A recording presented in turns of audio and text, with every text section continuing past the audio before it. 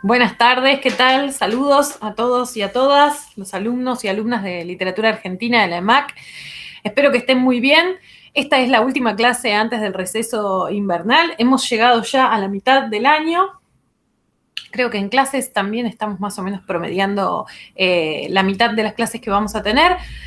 Estamos con la clase de hoy terminando con la unidad número 2 del programa, que es la unidad que corresponde a las décadas del 30, del 20, 30 y 40. Ya vimos, ¿se acuerdan cómo están nuestras clases divididas? Habíamos visto lo que llamamos la dominante del periodo. En esa dominante hablamos sobre el grupo de Florida y Boedo. Leímos particularmente bastante la obra de Borges, de Bioy Casares y de Silvina Ocampo.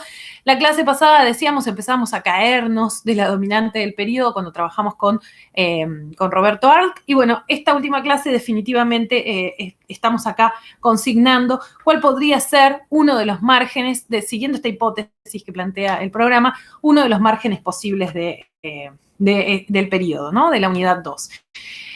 Vamos a atravesar, vamos a circular por este margen a través del el autor Arturo Cancela. Es muy probable que ustedes no hayan leído, así como les digo del resto, que seguramente sí. Bueno, seguramente no hayan leído a Arturo Cancela. Tiene una obra breve, una obra concisa. Sin lugar a dudas, es una obra que fue ignorada durante muchas décadas. Recién iba a decir hacia la década del 90, pero quizás un poco después también, comienzo del siglo XXI, en definitiva, es que la obra de Arturo Cancela volvió a ser publicada, por un lado, y por otro lado, volvió también a ser visitada por la crítica, ¿sí? De hecho, fíjense que ustedes el cuento que leyeron ustedes está en este libro. El libro se llama Tres relatos porteños. Tenía una edición que se conseguía, una edición de esas de saldo de la calle Corrientes, bastante mala, por cierto. Creo que se llaman esas que se llamaban 100%, una cosa así. Estamos hablando igual de décadas del 80, ¿no? Se conseguía en ese momento. Recién, sí, más o menos en el año 2000, que Capital Intelectual inicia esta biblioteca que se llama Los Recobrados, que vuelve a editarse este libro. Fíjense el nombre, los Recobrados, ¿no? Y de por sí esta colección que dirigía Abelardo Castillo se proponía justamente esto, ¿no? Rescatar títulos que habían quedado fuera de catálogo de distintas editoriales, de lo que Castillo consideraba encomiable del siglo XX, ¿sí? El otro libro que al día de hoy no es que se consigue nuevo, pero quizás puedan conseguir usado, es este. Ahora vamos a ver qué lugar ocupa en la bibliografía del autor, La historia funambulesca del profesor Landormi. Este fue editado por una colección impresionante que hizo la Biblioteca Nacional junto con la editorial Coligüe durante la gestión de Horacio González. La colección se llamaba Los Raros, una colección que dirigía la Biblioteca Nacional, y justamente hablando también del rescate, ¿no? La propuesta de rescate, en definitiva, de buena parte de una bibliografía ciertamente olvidada.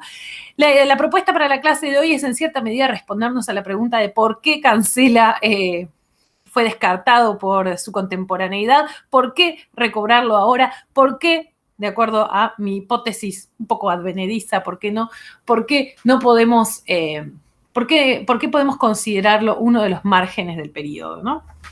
Bien, algunas cuestiones generales sobre la obra de Cancela. Cancela nació en 1892 y murió en 1957. Al igual que Arlt, representa también un margen en el sentido profesional del asunto, porque lo cierto es que, a diferencia de Bioy, de Silvina o de Borges, no fue un escritor profesional, no fue un escritor por lo menos de ficción profesional. Sí fue periodista.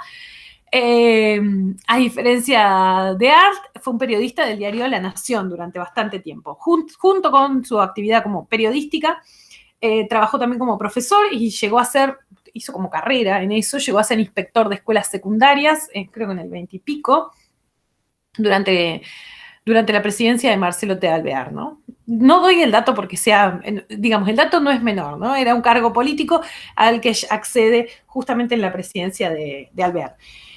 Tiene una obra, decía antes, muy, muy breve. Creo que en realidad tiene 4 textos publicados, nada más.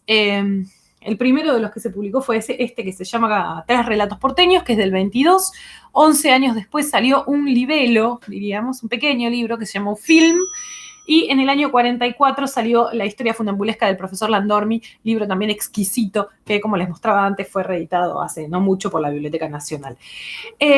Como ustedes habrán visto, decía que creo que tiene otro más que se llamó en su momento como Palabras Socráticas a los estudiantes o algo así, pero no tengo ningún registro de ese libro. No estoy segura de que haya salido editado o que haya sido algo más que una autoedición o algo por el estilo. Los recursos, como ustedes habrán visto, voy a tratar de ser breve hoy, a diferencia del resto de las veces, es algo que me propuse para el día de la fecha, vamos a ver si me sale. Los recursos que abundan en su obra, como ustedes habrán visto, es la marca esencial de Cancela, y con eso por lo menos empezamos a transitar lo que para mí es una de las respuestas posibles a por qué ocupa el lugar del margen del periodo. Los recursos, decía, van a estar centrados sobre todo en la figura en el trabajo sobre la ironía, la parodia y también la sátira, ¿no? Género que va a cultivar de manera, para mí, con mucha probidad Cancela, ¿no? Cuando hablamos de sátira, en este caso nos referimos casi como en cierta medida, retomando alguna idea como de lo carnavalesco. Ya hablamos de lo carnavalesco de Bakhtin en algún punto.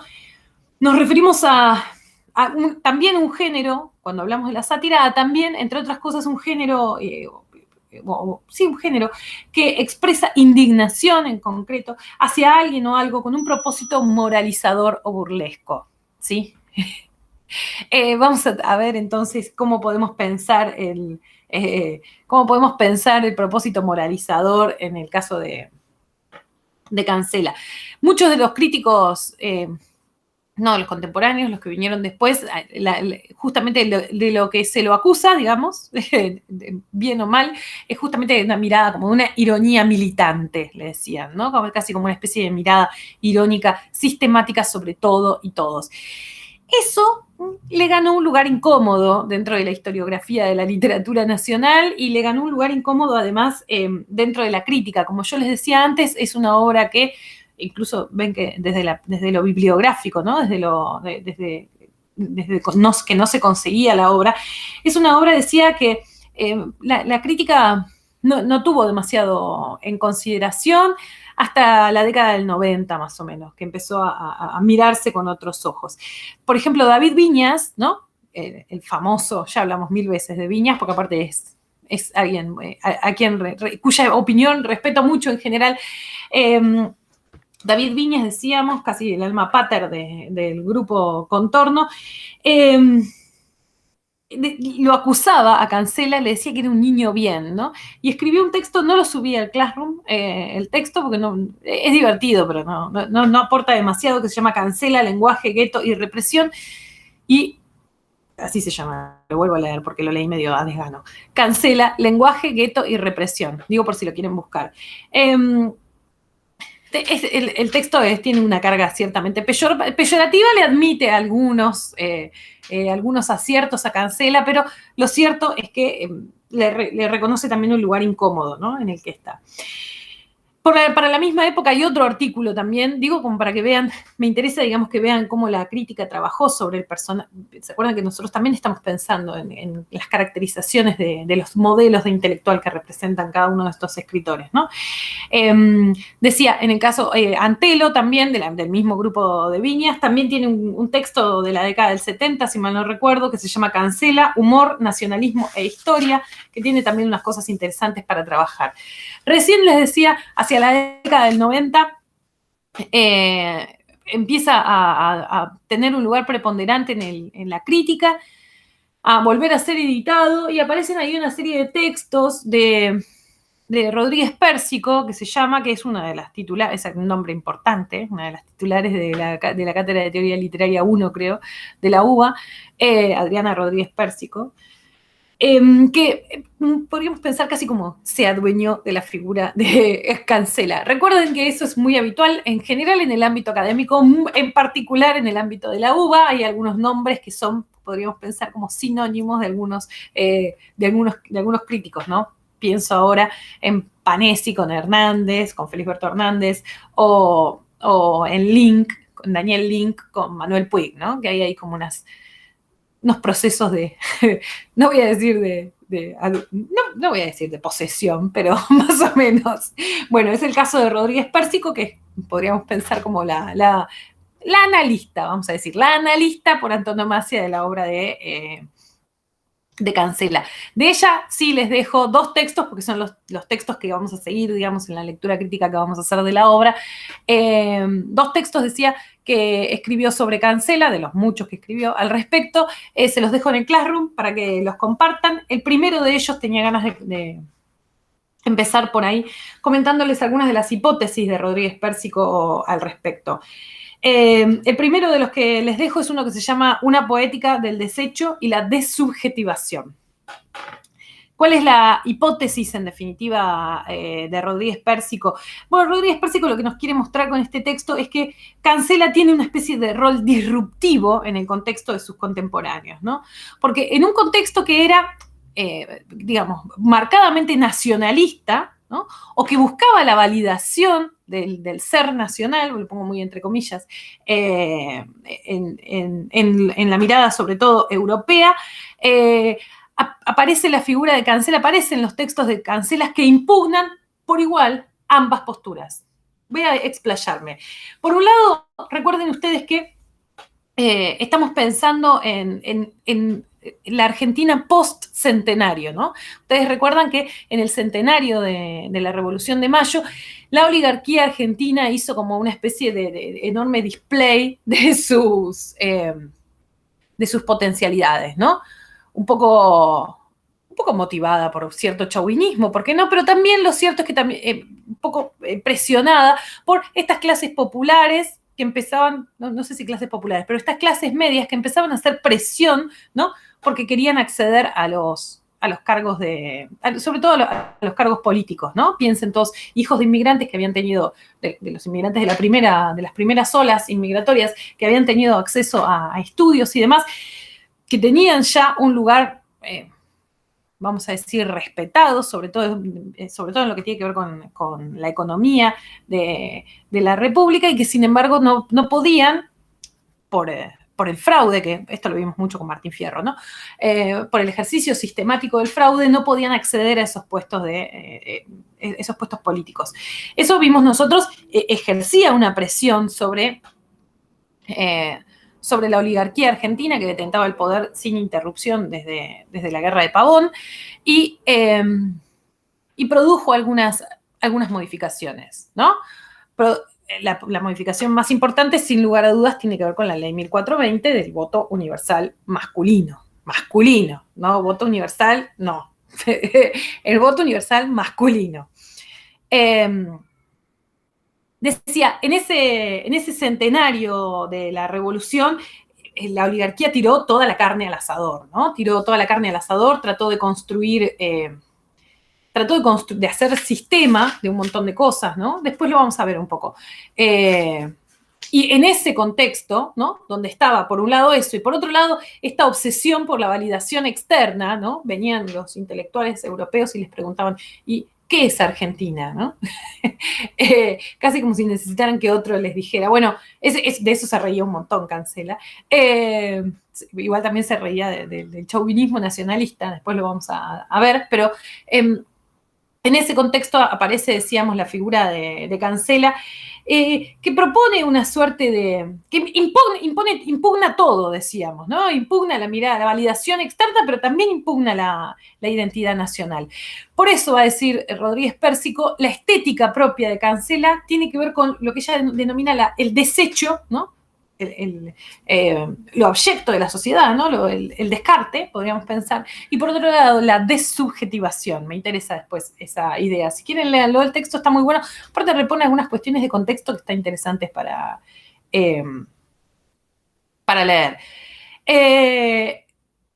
Pérsico dice además que es la prosa del propio Cancela, dice, deja al descubierto los prejuicios políticos del enunciador, ¿no? El sujeto enunciador, que crea la imagen de una clase política mediocre, cuando no directamente corrupta. En un rato también vamos a trabajar un poco sobre eso. Lo cierto es que la obra de Cancela, según palabras de Pérsico por lo menos, propone una especie de cruce entre el relato satírico, la novela de aventuras y lo que ella denomina el cuento filosófico volteriano, ¿no? De eso ustedes no les tocó nada, sino más bien el relato satírico y, ¿por qué no?, la novela de aventuras, ¿no? Dice en la hipótesis de Pérsico, esta viene a ser como una especie de reacción de Cancela frente a una especie de presente asediado por la vacuidad, ¿no? Por la vacuidad y la mediocridad de todo, ¿no? Recuerden, nuestra lectura, la lectura que les propongo hacer desde la cátedra, tiene mucho que ver con que viene a traer cierta mirada nihilista la obra de Cancela. A mí me encanta además esta forma de nihilismo que nos presenta Cancela, porque un poco nos aleja del nihilismo al que estamos acostumbrados, ¿no? Esta especie como de cosa más decadente, más deprimente, porque no. Sin embargo, esta es como una especie de un auténtico nihilismo carnavalizado, ¿no? Nihilismo por el lado de la risa. Voy a decir algunas cuestiones generales sobre la obra, sobre Una semana de Holgorio, que es el cuento que ustedes tenían que leer. Una semana de Holgorio es el segundo de los 3 relatos porteños. Yo les recomiendo todo el libro, si a alguno le gustó particularmente este cuento. Todo el libro es excelente, excelente, excelente, excelente. Como les estaba diciendo, Una semana de Holgorio está inspirado en los sucesos de la Semana Trágica. La Semana Trágica ocurrió en 1919, en enero de 1919. Es el nombre que le dio después la historiografía y creo que la prensa también a una serie de conflictos sociales que empezaron como un conflicto fabril, ¿sí? Una huelga en los talleres Bacena, que si mal no recuerdo, ahora no estoy segura, pero creo que eran metalúrgicos. La huelga es reprimida, se producen ahí unos muertos, creo que son 3 los muertos originales.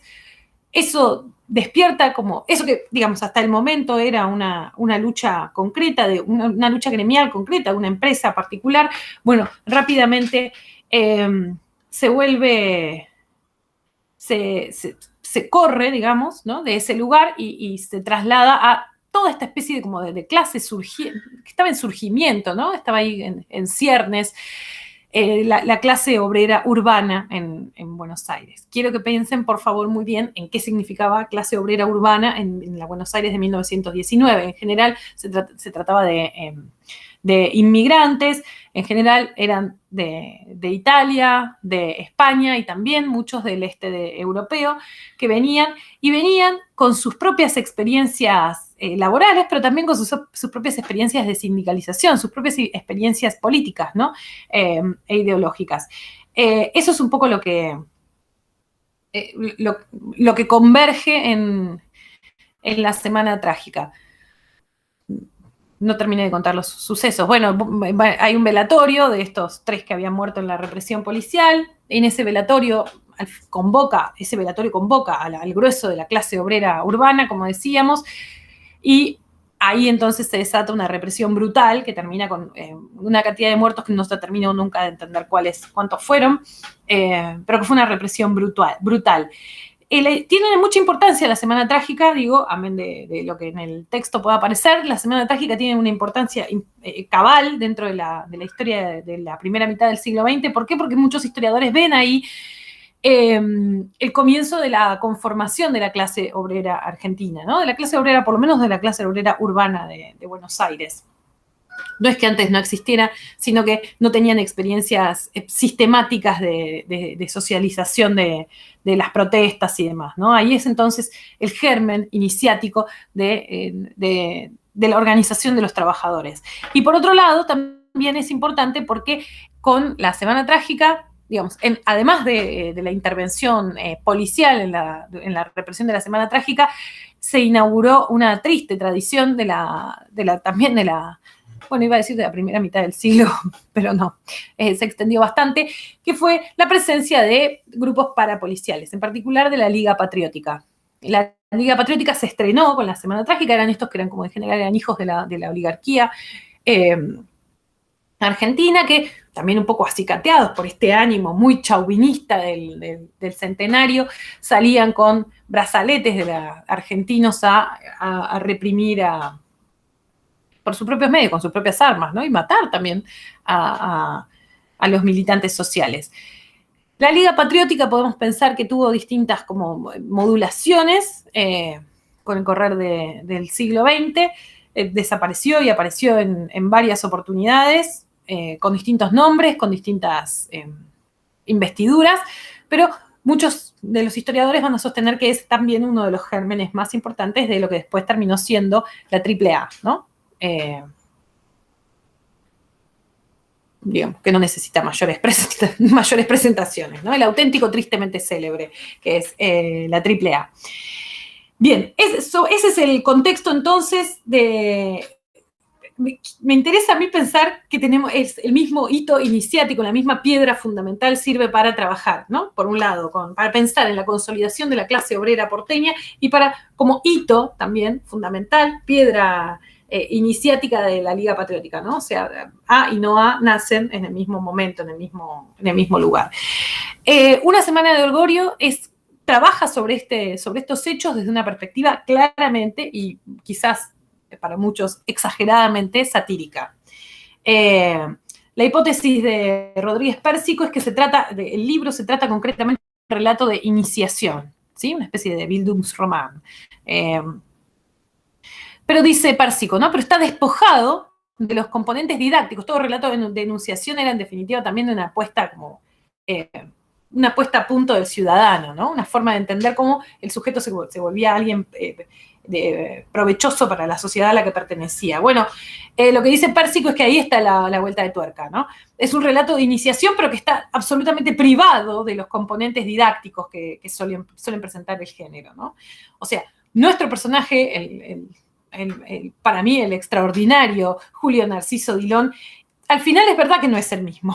Es verdad que no es el mismo, pero la experiencia de lo que le sucedió se traduce en una anécdota absoluta y totalmente trivial, una anécdota sin importancia. Ahí hay algo interesante para pensar también en relación al uso muy libre que hace Cancela de los géneros literarios, ¿no? Hay algo interesante para decir sobre este texto. Después vamos a volver sobre algunos tópicos y demás, pero quería señalar esto porque acá hay un nudo importante para mí, para pensar algunas cosas sobre él.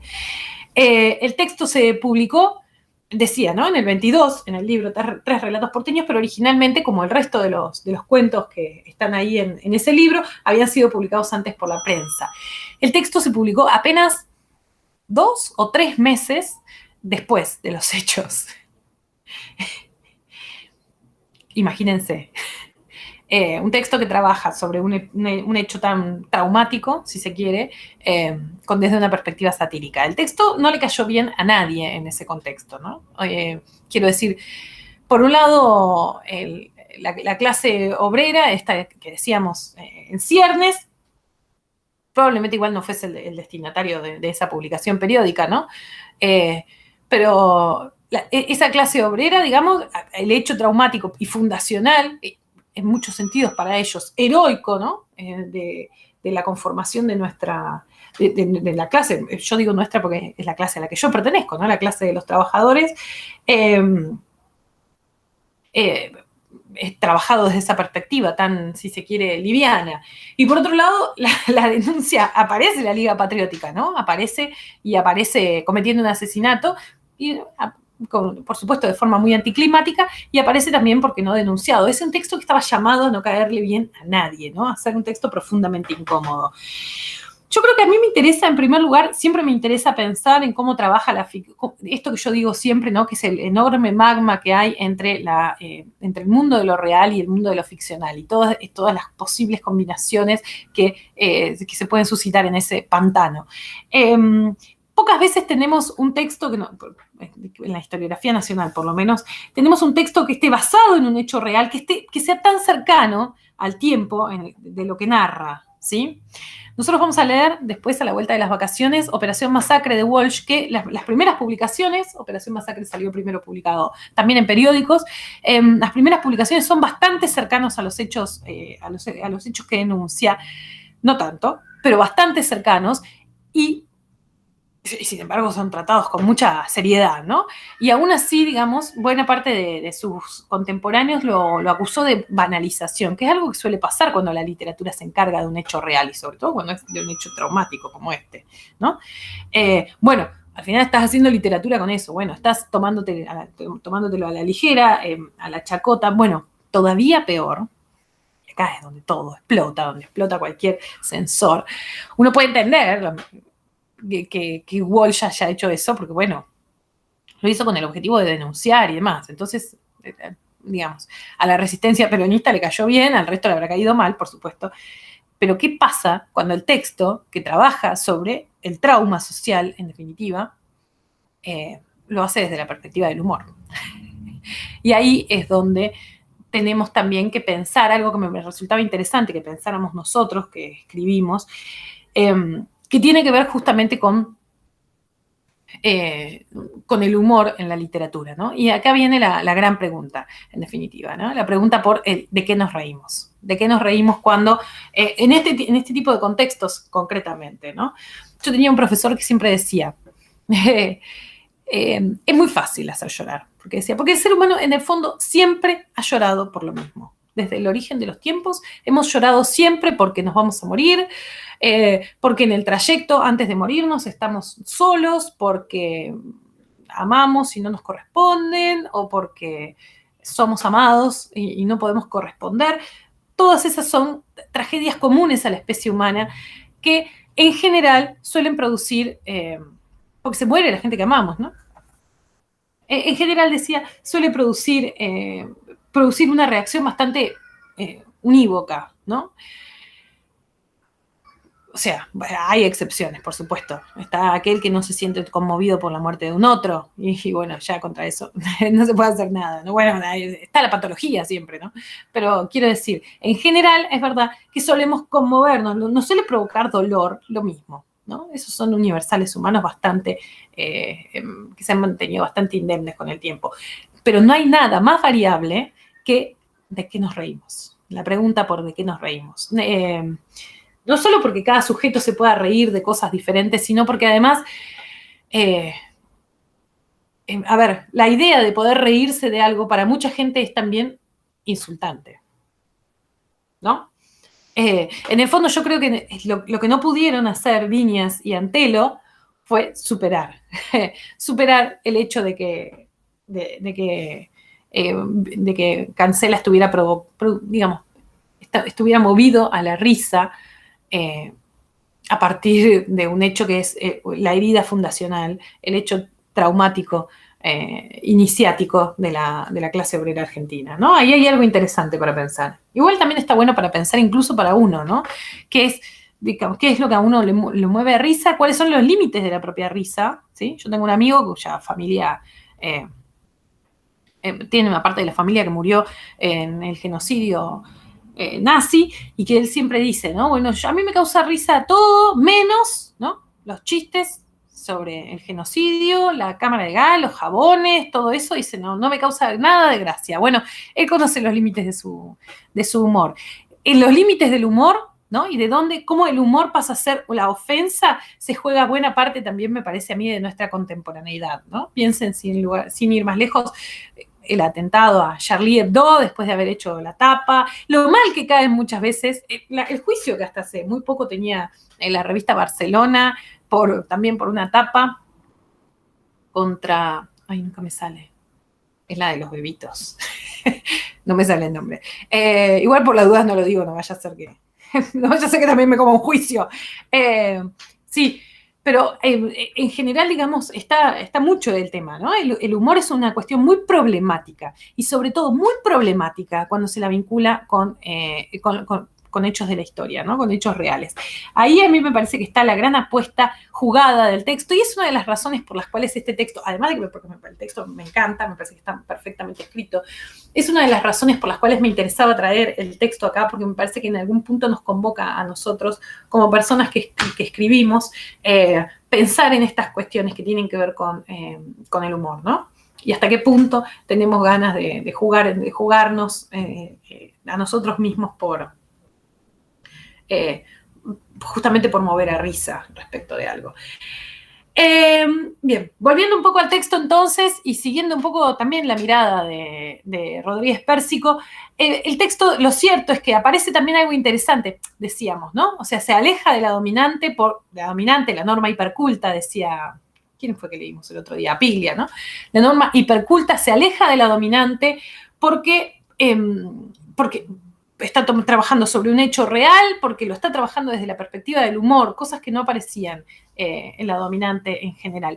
Y además porque trabaja sobre una serie de tópicos contemporáneos que en la dominante de la época no aparecen demasiado, ¿no? Por un lado, la problemática, ¿no? La cuestión vinculada a la inmigración, eran tópicos muy contemporáneos, que están en el debate público y que sin embargo no encontraron demasiado lugar en la literatura, ¿no?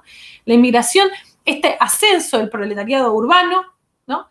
Y también, ¿por qué no?, la pregunta, podríamos pensar, por la oligarquía nacional, ¿no? Todas estas cuestiones no aparecen demasiado en la dominante de los autores que vimos hasta ahora, no aparecen demasiado problematizados. Julio Narciso Dillon, o Dillon, no me acuerdo cómo lo pronunciaban, lo pronuncia Pérsico, aparece, por otro lado, les quería comentar, aparece en varios, esto no lo dije antes, lo tendría que haber dicho antes, aparece, por otro lado, en varios cuentos, ¿sí? Aparece en varios cuentos de Cancela, es como una especie de personaje fetiche para él, evidentemente. Y lo que a mí me interesa también es cómo él vehiculiza, ¿no? Su personaje vehiculiza también el ingreso del texto en una serie de géneros diferentes. En particular, en un tipo textual que abunda en realidad en el siglo XIX, es un poco extemporáneo en eso, anacrónico, ese uso que hace del personaje Cancela, pero que es la figura del flaner, ¿sí? No es nada que parece que estuviera inventando yo, pero no. Les lo voy a anotar para que vean cómo se escribe. Flaner es este sujeto que transita justamente por las ciudades. Es un tópico también de la literatura europea del siglo XIX. Hay unos textos, hay un autor muy, para mí me parece a mí como el más paradigmático, que se llama Lawrence Stern, que tiene un par de libros, en particular uno que se llama Viaje Sentimental, que es justamente el acompañar a un sujeto en el recorrido por esta nueva geografía que plantean las ciudades. Piensen que las ciudades para fines del siglo XIX, para comienzos del siglo XX, son una especie de grande, enorme, ¿no? Misterio, podríamos pensar. Es un enigma, ¿no? Esta especie de espacio, el laberinto, diría Cancela, ¿no? Con el epígrafe. Este espacio urbano que está, en el que es posible, entre otras cosas, la anonimia. La ciudad es sin lugar a dudas una novedad y forma parte como del imaginario de la literatura del periodo, y me parece, a mí está muy bien aprovechado en la figura de este Julio Narciso, iba a decir Julio argentino, parece Roca, no, de Julio Narciso Dillon, que tiene como una especie de mirada desapegada, ¿no? Una mirada como extrañada respecto del espacio que lo rodea. Una mirada extrañada que también tiene que ver con la clase a la que pertenece, con el tipo de sujeto que es, ¿no? Esta es la representación del dandy al que me parece a mí es tan interesante. Por otro lado, también en el texto decíamos, logra hacer ingresar este relato del devaneo urbano, ¿no? El relato del viaje del flaner, y logra también ingresar a otros géneros menores también. Menores me refiero respecto de la tradición. Entre ellos, por ejemplo, el género que estaba muy en boga del vodevil, ¿sí? Pérsico va a decir que la escena de la toma de la comisaría, después vamos a leerla, es un buen ejemplo de trabajo sobre el vodevil. Y creo que hay algo de eso. El personaje, vieron que tiene un tono para mí formidable, ¿no? Esta especie de dandy que es como, diríamos, un boludo alegre, ¿no? Un tipo, un oligarca que no tiene ni idea del mundo, no tiene ni idea de lo que está pasando, a él lo único que le importa es sus amigos y ir a apostar al club y poco más, ¿no? Y me parece a mí que logra muy bien, muy rápido ese tono, y por otro lado, el tono le sirve para narrar justamente estos hechos como con distancia, ¿sí? no sé, la experiencia de lectura de ustedes espero que haya sido parecida. Creo que de otro modo no era posible narrarlos, estos hechos, ¿sí? Si no era a partir de la distancia de este tipo que está desubjetivado, ¿no? Está despegado de sí mismo. ¿Qué más quería decir antes de empezar con la lectura? Tenía un par de cosas más para decir. Bueno, por otro lado, vieron, en el texto aparece, les decía, ¿no? La primera experiencia, la experiencia del debut de la Liga Patriótica, que tuvo que ver con el ataque, por supuesto, a la comunidad judía, a quienes echaban la culpa de ingresar las teorías antinacionalistas, o sea, en general el socialismo, el anarquismo y el comunismo. Esperen porque después voy a volver sobre eso. Voy a volver más adelante. Me lo anoté acá, pero en realidad va más adelante. Y por otro lado, sí, lo que sostiene Pérsico, que sí me parece interesantísimo también, es que a partir de y esto vincula a los dos textos que leímos, que les dejé para que leyeran de Pérsico, también hay una mirada en Cancela profundamente destructora vinculada a los medios de comunicación, ¿sí? Quiero decir, el Pérsico va a decir, ¿vieron? ¿Se acuerdan que en el texto al final aparece la noticia de lo que pasó, ¿no? Que la noticia es cualquier cosa, el propio Dillon dice, no tiene nada que ver con lo que pasó y que sin embargo se superpone, se pone por encima del discurso de lo real, ¿no? O sea, se construye, hoy diríamos, arma el relato, ¿no? De lo que pasó. Bueno, esa es una mirada interesante para pensar en relación a la contemporaneidad de Cancela, ¿no? Porque me hace pensar, digo, en el texto que sigue a continuación de Pérsico, que se llama La destrucción de los mitos nacionales en Arturo Cancela, hay una reflexión al respecto, ¿no? Dice que, bueno, durante las décadas del 20 y del 30, en definitiva, había una serie de escritores y periodistas, de los cuales Cancela es probablemente el más importante, que trabajaban escribiendo en diarios, que en general eran muy populares, una crítica política que hacía escarnio sobre todo de la figura del gobierno radical, ¿no? Estamos pensando hacia después del 16, sobre todo. No quiero que piensen que hay nada orgánico en ese ataque, ¿sí? ¿Por qué? Porque, más que nada, porque Cancela no es capaz de nada de un ataque orgánico, sistemático. No porque no sea capaz, me refiero porque justamente el gesto nihilista con el que imprime a su literatura es completamente incompatible con cualquier clase de maniobra coordinada, ¿no? Lo que quieren mostrar estos periodistas, de los cuales Cancela es uno de ellos, es mezclando por un lado el costumbrismo y el humor y usando formas en general que eran breves y fragmentarias, como el cuento, el relato breve, algunas que eran como impresiones, ¿no?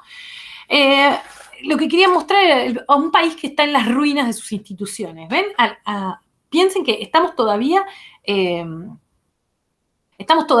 con los coletazos del centenario, donde había figuras como Rojas, que estaba encargado de fabricar la historiografía de la literatura argentina, como el propio Lugones, que trabajó en el mismo sentido, ¿no?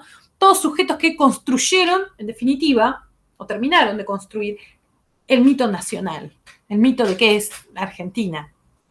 Un mito cuya previvencia les llamaría la atención, en realidad. Justamente dice Rodríguez Pérsico, contra eso es contra lo que atenta muchos otros, pero sobre todo la figura de Cancela, ¿no? En definitiva, atentar contra la idea de la identidad nacional. Hacia, decíamos, el mismo periodo había una serie de apelaciones como a lo mítico, ¿no? A la estructura mítica del ser nacional, del ser argentino.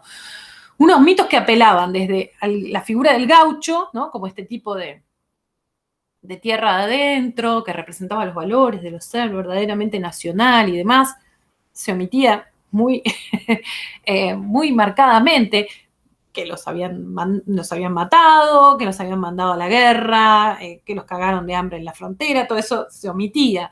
También había otros mitos constituyentes, por ejemplo, el mito del indianismo, ¿no? Aquellos que sostenían que no, que había algo, ¿no? En las comunidades indígenas a las que habían masacrado, había algo entonces que había que rescatar. Había algunos que, más delirantes todavía, buscaban en Europa esa validación, ¿no? Incluso una corriente que quería como trasladar los valores del helenismo, digo, porque ya que vamos a delirar, deliremos, dijeron, del helenismo a la Argentina. Otros que consideraban que Argentina era el mejor representante del hispanismo, ¿no? De la corriente hispánica, de lo mejor de la corriente hispánica, del siglo de oro y etcétera. Bueno, contra todo eso es contra lo que aparece el discurso de Cancela, ¿sí?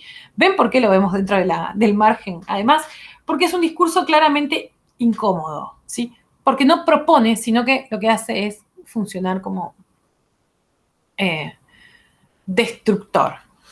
Cancela, además, con esta especie de minar, piensen ahora, de minar esta confianza en los medios, ¿no? Esta escena, que no es la única que aparece en los libros de él, aparecen siempre en general, esta noticia que sale con los hechos totalmente tergiversados y que se terminan imponiendo como la realidad, operan también en un sentido de destrucción de uno de los mitos también de la primera mitad, por lo menos, del siglo XX. Quiero decir, a nosotros ya, a nadie, creo que a ninguno de nosotros, nos llamaría para nada la atención pensar que los medios construyen un sentido que es un sentido intencionado, ¿sí?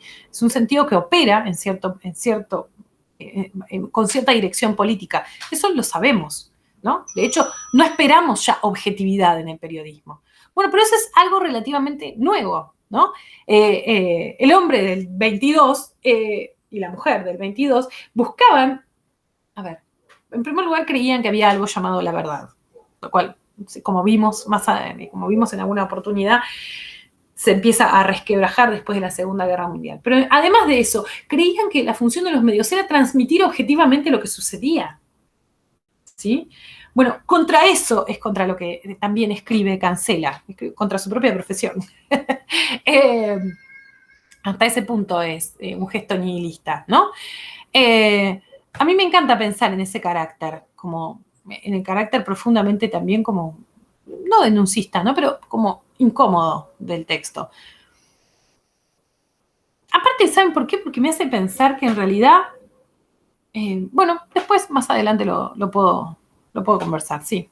Les voy a leer una cita, no es una cita, un parafraseo de Rodríguez Pérsico. Dice, el significante holgorio articula entonces dos acontecimientos centrales en los procesos políticos nacionales y en la vida del Partido Radical. Huelga, por un lado, y holgorio provienen de la misma palabra, holgar, que significa estar ocioso, y también divertirse, haciendo converger la banalidad de las clases oligárquicas, los estamentos políticos y también las prácticas cívicas, las luchas fútiles y las vidas sacrificadas en un sinsentido absoluto. Todo es lo mismo en Rodríguez Pérsico, en Cancela. Todo es lo mismo, todo es el mismo sinsentido. Dinamitar en definitiva el sentido último de la experiencia humana, ¿no? Rodríguez Pérsico concluye diciendo, quizá por esa insistencia en la literatura que potencia el gesto nihilista, Cancela haya sido olvidado en la historia argentina, ¿no? En la historia de la literatura argentina. Yo creo que en el fondo hay ahí algo muy desierto, y a esto era una de las cosas que quería que apuntara también la clase cuando hablábamos de la reflexión sobre la dominante y el margen, porque creo que sin lugar a dudas el mundo, digamos, ¿por qué sería recuperado un autor? Pregunta que también nos hemos hecho en alguna otra oportunidad, ¿no? ¿Por qué? Lo hablábamos con Arlt. ¿Por qué recuperar a Arlt? ¿Por qué la generación de Piglia, por ejemplo, recupera la figura de Arlt, que era una figura que una vez que murió quedó en el olvido? Bueno, yo creo que recuperamos hoy a la figura de Cancela, y fíjense que me incluyo a mí misma, porque el mundo que vino después, sobre todo el mundo contemporáneo, es un mundo que puede entender mejor los límites de Cancela. ¿Sí? Puede entender mejor, a Cancela, puede entender cuáles son los límites, o poner en tensión cuáles son los límites del humor, puede entender también qué hacer con el trauma, ¿sí? No estoy diciendo con eso que sea algo fácil, no estoy diciendo con eso que, siempre trabajar con el trauma desde el humor genera incomodidad, ¿sí? Pienso en la película de Benigni, no me acuerdo cómo se llama, una película pero bueno, que se ganó el Oscar y todo, que también a mucha gente irritó, ¿no? Esa especie como de mirada humorística sobre el campo de concentración que hizo. Yo, bueno, y de hecho, fíjense los intentos que ha habido de trabajar con la dictadura argentina desde una perspectiva más humorística, en general vinieron desde por lo menos pienso yo ahora, ¿no? Desde la contemporaneidad, vinieron desde las víctimas de esa dictadura, ¿no? Pienso en la princesa Montonera, no sé si leyeron el libro, ay, no me acuerdo cómo se llama, Mariana Pérez creo que es la autora. Pienso en la obra, en Los topos de Félix Brusone, ¿no? En ambos casos son hijos de desaparecidos. Y que ellos sí, pareciera, tienen habilitado el espacio de reírse de eso. Un espacio que los habilita, al que los habilita el hecho de ser las víctimas. Habría que ver qué pasaría, ¿no? Tendría que pensar a ver si ha habido algunas otras intervenciones que quisieran trabajar desde ese mismo lugar. Y seguramente irritarían a un montón de gente, ¿sí? Porque el humor tiene esa característica. Aún así, creo que el mundo contemporáneo es un mundo que puede dar mejor cuenta de la obra de Cancela, de esta idea desmitificante, digamos, de este trabajo también con lo abyecto, puede dar mucha mejor cuenta que la contemporaneidad, ¿no es cierto? En ese sentido podemos pensar, igual que Arlt, vieron que decíamos, bueno, Arlt estaba escribiendo para el futuro, dice Piglia, ¿no? Bueno, yo creo que Cancela estaba escribiendo todavía más allá, ¿no? Estaba escribiendo para los lectores de la modernidad tardía, podríamos decir, de la posmodernidad o como le quieran decir. Hacia eso está dirigido en realidad el texto, ¿sí? Por eso era imposible que tuviera cabida en el contexto de la unidad 2, de los textos que leemos en la unidad 2, pero también en los que iban a venir después, ¿sí? Ahí hay para mí una clave interpretativa muy linda. Los invito y las invito a que piensen y trabajen ustedes mismos sobre qué significa para ustedes el estatus del humor, a que también piensen y reflexionen sobre los límites y sobre todo sobre esta pregunta, ¿no? La pregunta crucial de qué nos reímos, ¿no? De qué nos reímos cuando nos reímos.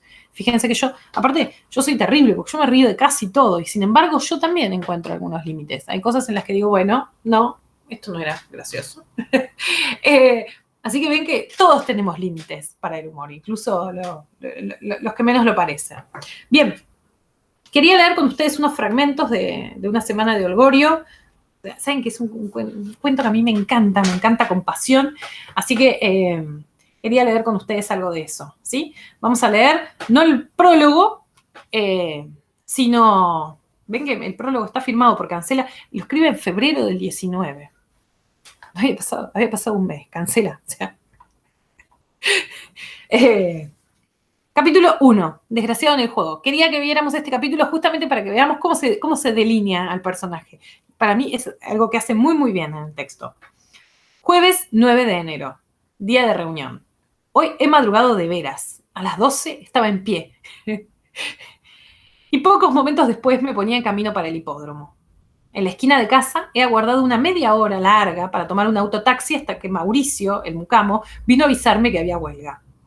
Advertí entonces que la calle veíase casi desierta, que no circulaban tranvías, carros ni automóviles de alquiler y que muchos negocios estaban cerrados.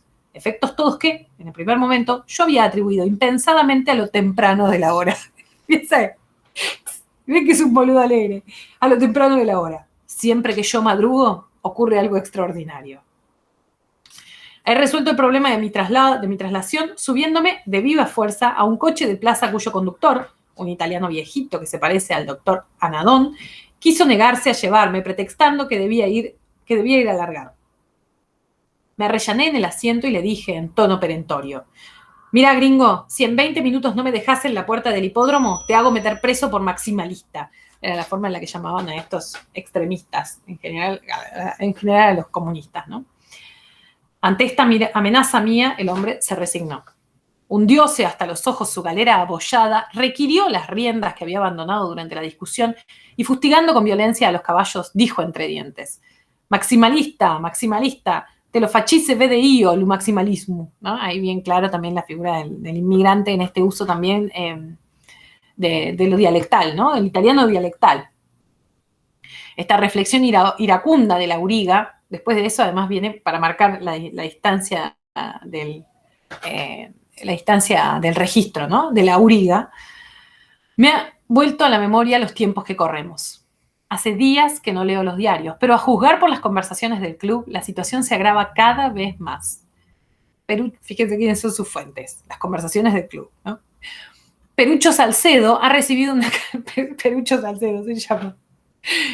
Perucho Salcedo ha recibido una carta de la hermana que tiene en Suiza, diciéndole que el país está invadido por emigrados rusos que hacen propaganda maximalista. Interesante, ¿no? Ahí está la mirada del extranjero sobre lo propio.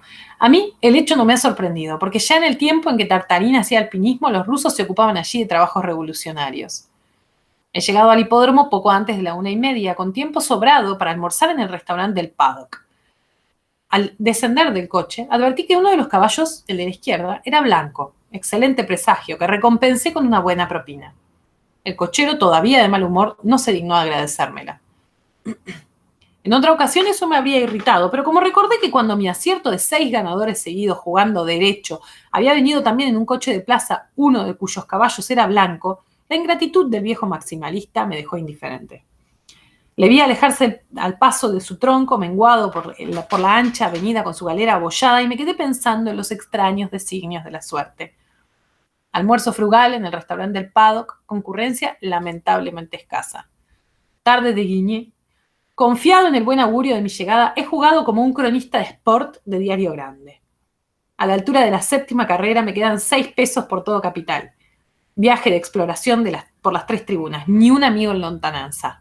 Decido el regreso. Bien, fíjense qué inteligente. Además de la forma en la que nos plantea cómo aparece el tono del narrador, que es el tono que va a mantener en toda la obra y todas las veces que aparezca Dillon. De hecho, fíjense qué interesante, que tenía que buscar una excusa por la cual, digamos, para el flaner, digamos, ¿por qué vas a circular por la ciudad? ¿No? ¿Se acuerdan que después se pone a seguir a una chica, la sigue hasta una barriada perdida, en lo remoto para él, que es Flores, ¿no?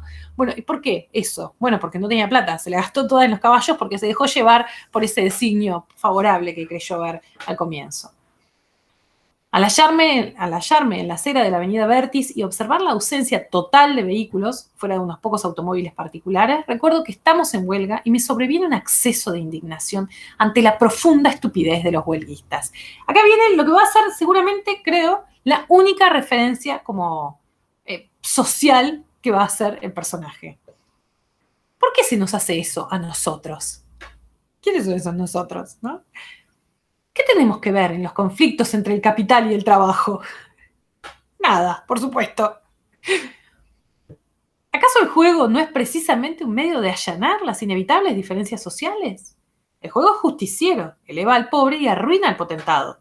Es igualitario, procura las mismas emociones al jornalero que arriesga su salario y al millonario que aventura sus millones. Sí, es la misma emoción, prácticamente. Es humanitarista. Su contribución a la beneficencia social es más crecida que la del Estado y la de todos los filántropos juntos.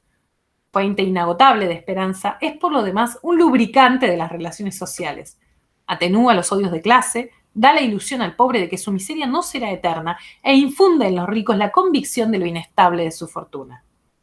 Atempera así el malestar de los desposeídos y el egoísmo de los potentados. Dominados por él, los proletarios olvidan todas sus reivindicaciones. ¿Qué caballo de hipódromo ha recibido nunca el nombre de Bakunin, Proudhon o Carlos Marx? ¿Quién ha oído hablar jamás de movimientos obreros en Montecarlo? Bien, eso quería para que viéramos la presentación del personaje, que me parece que es muy, muy buena. Vamos a leer más adelante el asalto a la comisaría, que es el capítulo 4. ¿Se acuerdan ustedes, no? Él vuelve después de haber seguido a esta chica, vuelve, está completamente perdido, en un momento se acerca a un oficial de policía, el oficial estaba dormido, él lo trata de despertar, es como bien un clásico, ¿no?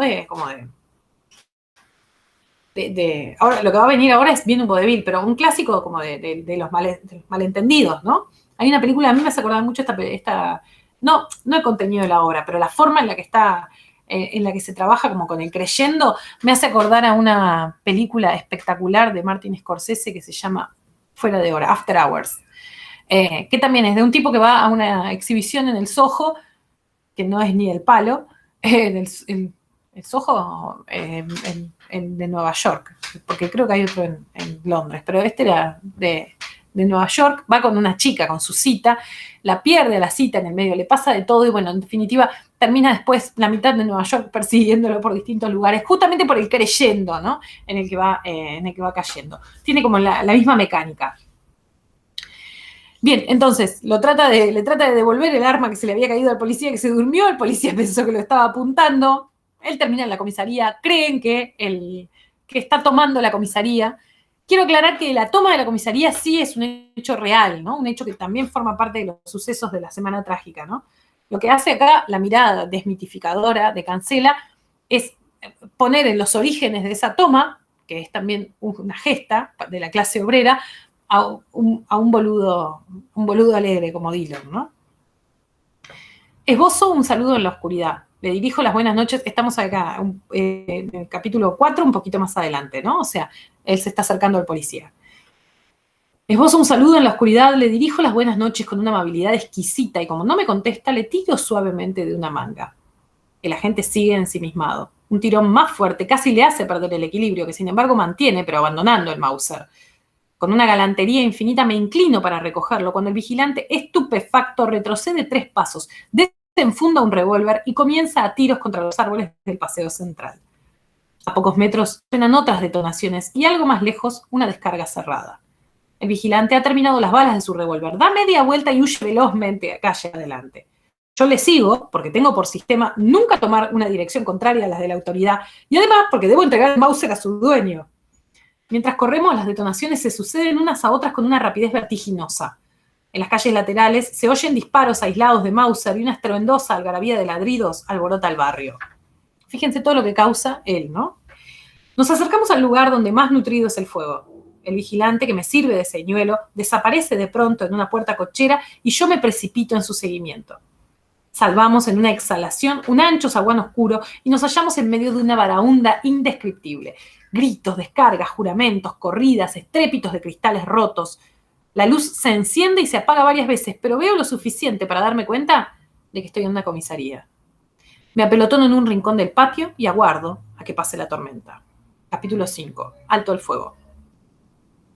Fíjense ahora ¿no? la estructura del vodevil. Poco a poco el tumulto ha ido organizándose. Desde la sala, resguardados tras de las persianas, 4 bomberos fusilan con toda parsimonia las casas del frente. En la azotea, la gente destacada debe estar contestando a un ataque aéreo, a juzgar por la elevación de los fogonazos, que advierto desde el ángulo del patio en que estoy refugiado. El martilleo frenético de un aparato telegráfico domina el estruendo de las detonaciones y su voz breve y metálica es la única sensación de regularidad que se percibe en este desorden.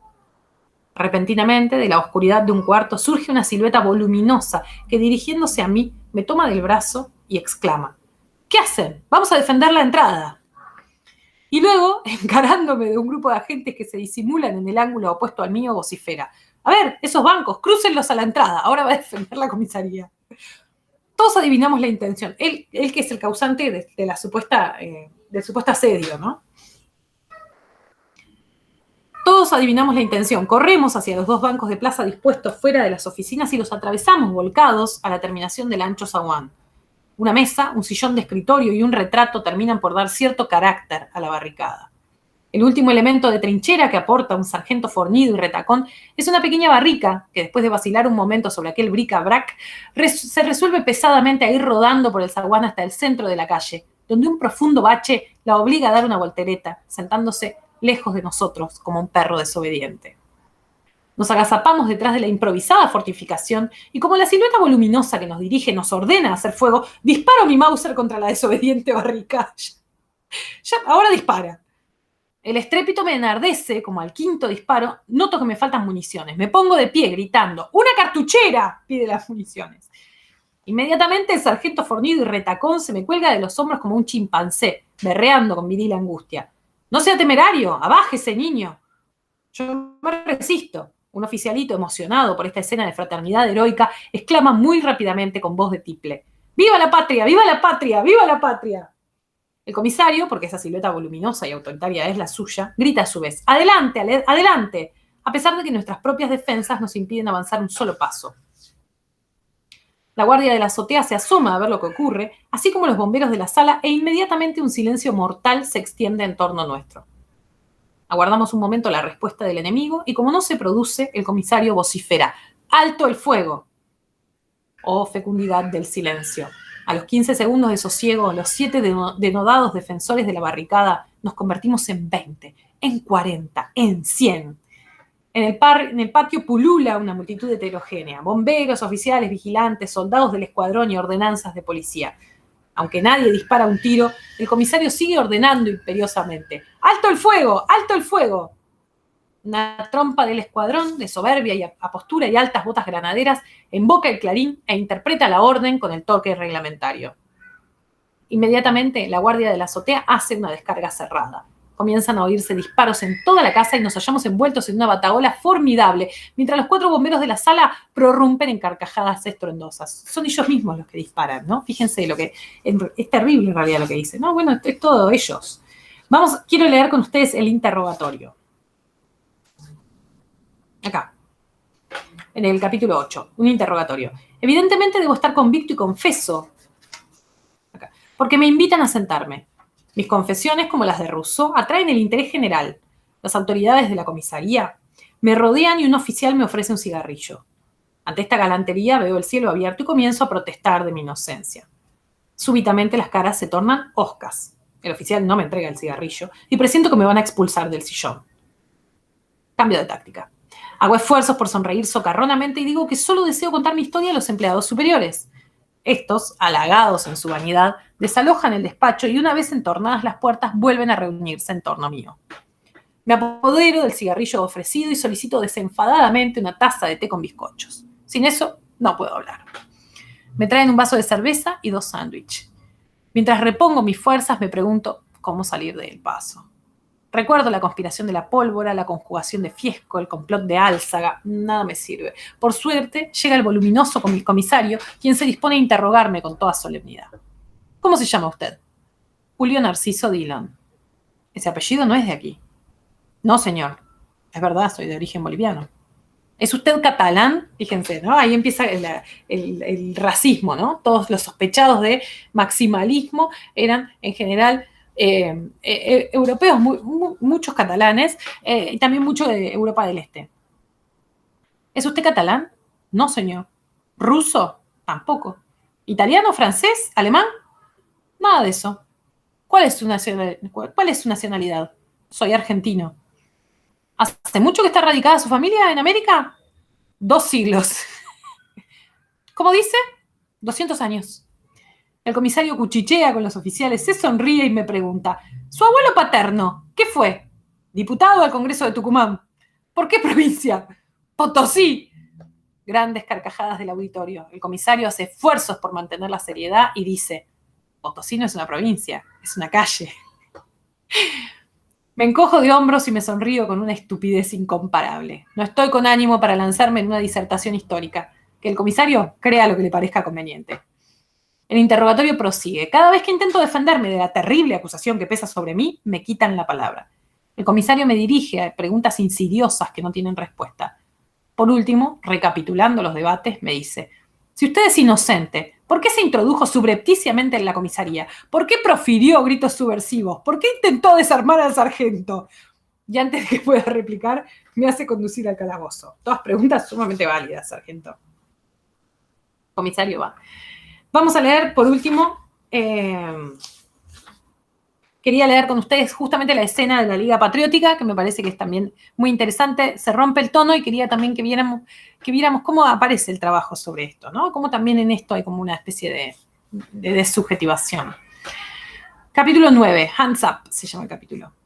Como no tengo deseo alguno, ¿se acuerdan, no? Él logra escaparse de la comisaría cuando lo están trasladando, en una escena que también es delirante, porque él se escapa del camión, empiezan a tirar y empiezan a sonar los ecos y piensan que están tirando de todos lados. Bueno, otro delirio. Como no tengo deseo alguno de volver a caer en manos del capitán Aramis, a pesar de su exquisita cortesía, me voy alejando del lugar de la encarnizada refriega con toda la premura de que soy capaz. La libertad me ha devuelto la reflexión. Observo y me convenzo de que soy inocente, absolutamente inocente. Pero a pesar de esto, no disminuyo la rapidez de mi marcha. ¿Por qué los inocentes huyen de la policía mucho más que los culpables? Quizá por falta de hábito. Sin embargo, el acto de darse a la fuga es una terrible presunción en contra de uno. Se dio a la fuga y ya todos suponen que se trata de un terrible criminal. Debemos, en consecuencia, si tenemos la conciencia tranquila, aguardar a pie firme al empleado policial, al digno representante de la autoridad, al benemérito guardián del orden, y sonreírle y agasajarle y abrirle nuestro corazón y nuestra casa. Pero por proceder así he sufrido 2 días de hambre, he recibido varios culatazos y soportado todas las angustias de un condenado a muerte. Bien hecho. ¿Quién me mete a mí a devolver un Mauser? Las armas, como los libros, no se devuelven nunca. Se devuelve un pañuelo a la señorita que lo ha perdido, una cartera vacía al señor que acaba de bajar de la escalera, un guante de la mano izquierda al joven que lo ha extraviado en el ascensor, pero no corresponde detener a medianoche a un individuo mal entrazado para decirle: tome, señor, esta daga que se le ha caído. En el curso de esta meditación llego ante el mercado de abasto y puedo observar, ¿ven el periplo que hace? Un periplo espectacular, ¿no? Bien periplo del Flaner. Y puedo observar desde aquí el espectáculo desacostumbrado que ofrece la calle Corrientes. Pequeños grupos de jóvenes con brazaletes bicolores, celestes y blancos, ¿no? Los brazaletes de la Liga Patriótica, armados con palos y carabinas, detienen a todos los individuos que llevan barba y les obligan a levantar las manos en alto. Mientras los que usan palos les apuntan con estos a boca de jarro, los de las carabinas les pinchan con ellas en el vientre y otros, desarmados, se cuelgan de las barbas del sujeto. Las barbas, por supuesto, porque son judíos. Según me informan en un corro, este original procedimiento tiende a estimular entre los barbudos el amor a la nación argentina. Como soy lampiño, me creo a cubierto de semejante recurso pedagógico y sigo hacia el centro. En el camino advierto que otros grupos apedrean las casas de comercio, los nombres de cuyos propietarios abundan en consonantes. Es muy genio el texto. ¿Por qué les tienen tanto odio a las consonantes? ¿Acaso las vocales solas pueden componer un idioma? Delante mío va un viejito canoso, de rancho de luto, alpargatas y saco de lustrina. Camina presuroso, sin que el tumulto atraiga para nada su atención. De pronto, un grupo estacionado en mitad de la calzada nos da el alto imperiosamente. Yo me paro en seco, pero el viejito no detiene su marcha. No, el viejito es un judío, ¿no? Que claramente no hablaba español. Un mocetón fornido que ostenta el consabido brazal celeste y blanco corre a su encuentro, revólver en mano. ¡Párese! ¡Arriba las manos! El viejo se cuadra y levanta en alto la mano izquierda. Esta obediencia parcial irrita al mocetón que le reitera la orden. ¡Arriba las manos! El viejo continúa con la mano izquierda en alto mientras la derecha desaparece completamente en el bolsillo del saco de lustrina que contiene, a simple vista, un bulto insólito. Suena un tiro y después de un ligero balanceo el viejito se desploma de cara al suelo, siempre con la mano izquierda en alto. Rápidamente, el mocetón que ha hecho fuego se abalanza sobre el caído para sacarle el arma que indudablemente tiene en la mano derecha y retira del bolsillo una manga vacía que queda extendida sobre la baldosa. El extremo sobresale del cordón de la acera y se dobla hacia la calzada como una manguera exhausta. Por poco tiempo, sin embargo, porque segundos después comienza a arrojar un fino hilo de sangre sobre el pavimento. El viejo era manco. Fíjense qué genial la distancia con la que cuenta los hechos, ¿sí? Casi como si no le estuvieran pasando a él, ¿no? Esta distancia que decíamos, una especie como de una denuncia, también dice Pérsico, sobre el sinsentido del azar, ¿no? En la muerte argentina. Es increíble, ¿no? Fíjense, leo un cachito más de lo que viene adelante. Dice: hasta este momento yo no había visto morir a nadie. Tenía por eso la idea de que la muerte era un espectáculo aparatoso y trascendental, que exigía ciertas transiciones y un cuadro apropiado. Nada más sencillo, por cierto, según el episodio que acabo de contemplar. Sobre el asesinato en especial, yo tenía las ideas más melodramáticas posibles. Lo suponía algo lleno de violencia, de pasión, de ferocidad, y se me antojaba torva y siniestra la figura del matador. Nada de eso, sin embargo. Es el incidente más trivial que se pueda imaginar. Me parece extraordinaria esta. ¿Saben qué? Además me parece casi como si cancela, vieron que decíamos, ¿no? Según lo que sostiene Rodríguez Pérsico, se trata de un relato iniciático, ¿no? De un texto de aprendizaje. Y que, sin embargo, decíamos que es como la contracara, no aprende nada el personaje, ¿no? Hay cierta transformación, pero él no aprende nada en concreto. Bueno, yo creo que acá es como que cancela si le quisiera dar una última oportunidad, ¿no? De aprendizaje al personaje, ¿no? Para ver cómo nuevamente vuelve a desecharla sistemáticamente. Eso me parece genial. Piensen que por otro lado, insisto, ¿no? Se trata de un texto escrito en el mismo momento en el que estaban sucediendo estos hechos, ¿no?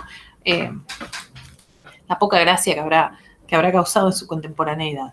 Bueno, los dejo y las dejo con todas estas interrogantes, con todas estas ideas de las que estuvimos hablando, que me parece interesante que trabajemos. Sobre los parciales, estuve ya empezando a corregir, los irán recibiendo las correcciones a medida que avancemos. Cualquier duda que tengan, les pido por favor que me escriban, ¿sí? Cualquier cosa. Y que pasen que pasemos, en realidad, unas excelentes vacaciones y merecidas. Espero que estén muy bien, que se cuiden mucho y que, insisto, cualquier duda que tienen, me escriben, ¿sí? No les voy a dejar tarea. Tenía una tarea, incluso estaba ahí guardada como borrador, ya la había redactado y todo, y a último momento la cancelé porque dije, ¿qué clase de docente manda tareas en las vacaciones? Lo que sí les dejo, por si tienen ganas, es todos los textos no, pero una buena cantidad de textos de los que va a venir en la segunda mitad del año, por si tienen ganas de adelantar lecturas durante las vacaciones, ¿sí? Ahí lo tienen todo discriminado, clase por clase, creo que hasta la clase 20 puse. Así que me parece que está bien como para que tengan un paneo.